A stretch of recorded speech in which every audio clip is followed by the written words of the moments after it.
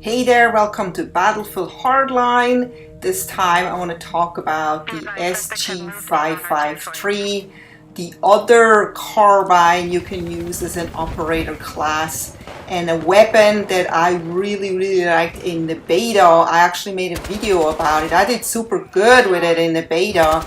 And then I tried it here on its actual release and it felt different. It just felt, I can't explain it. It just didn't feel like it was the same gun, and I was kind of disappointed. I saw a few people run around with it, but you don't really see a lot of people using this gun. Why? Because it doesn't feel like it's a good gun when you just start off with it.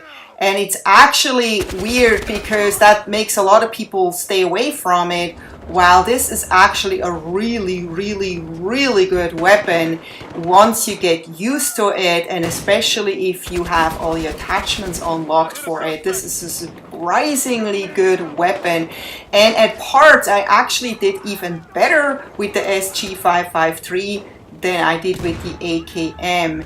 And I was actually grinding those weapons at the same time, the AKM and the SG553, because both weapons I haven't used before.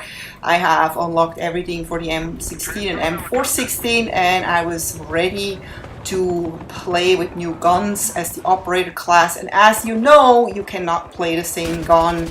It always depends if you're a cop or a criminal. And in this case, you can only play the SG553 as a cop. So whenever you are a criminal, you're forced to use something else, and that's when I used the AKM. So I was grinding up both weapons at the same time, and I was a little slower with the SG553 because at the beginning this weapon to me was super frustrating. I did not really have fun using it. And I had to use it in maps where I would never use a carbine, where I rather run around with an SMG because I need a fast weapon. And as you can see and hear here, the SG553 is not too slow, but it's a little faster than the AKM. The AKM only has 600 rate of fire. The SG553 has 700 rate of fire. That's still kind of like on the slower end. But then it's a lot more accurate. It's got like 69 in accuracy versus the AKM that has only 45 in accuracy. It's got less damage than the AKM, and I think that's what I realized, especially when I was switching back and forth between the AKM and the SG553. I really noticed the difference, and a lot of times when I was actually getting people with the AKM last minute, just before I was about to die, I was actually dying this time because I went against people with a faster weapon or a weapon that had a higher damage rate of damage. So it was just, you know, noticeable, and I was ranking this weapon up a lot slower. Maybe not a lot slower, but definitely slower. But then the more I used it, I actually got used to it, and I really tried to play Conquest more than like Blood Money, because in Conquest it's not this focus on this one part, which is like, you know, a big clusterfuck where, you know, 20 people are in a room and you just have no chance if you don't use an SMG. Conquest is a little slower paced, not slow paced, but slower paced. And you have a lot more chances to, you know, take out enemy from a long distance instead of having them right up in your face. So it was kind of not so bad playing it this way. I could have played Team Deathmatch, but I wanted to kind of like rank up fast, and you know how it is when you don't play objective-based game modes, you just rank up super slow.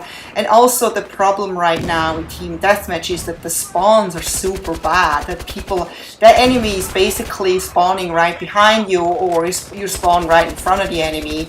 And so it's a lot of time, very frustrating to play Team Deathmatch. Some of them are better than others. And then also some maps just, to me, don't really work well with Team Deathmatch. They're a little too big. So I'm having a lot more fun playing objective-based, and, you know, Conquest seemed to be the right thing here to just try this out.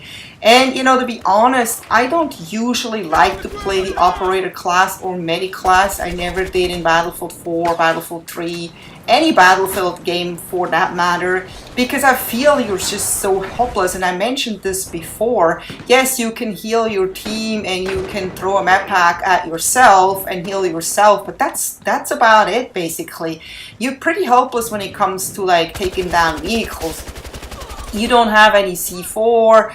At least you can use rocket launchers as pickups, but you don't have any C4. You don't have any, you know, anything that I feel like I'm just not powerful in this class. And so I probably play this class the least right off the recon, which recon can be fun, but it's not something I play a lot. I only play recon when I feel there's a need to take someone out that nobody else can take out with any other weapon than a sniper weapon, and that's when I equipped the sniper rifle to kind of try out helping my team, and then I swap back to an assault rifle or an SMG or a carbine or whatnot.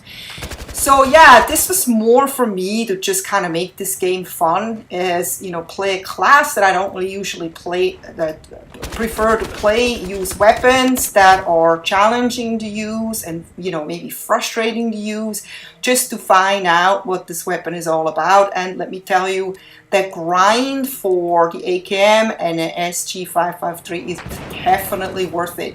And finally, it happens to be, you know, coincidence that I ranked up the AKM and the SG553, or fully got all the attachments in the exact same map, which is Dust Bowl.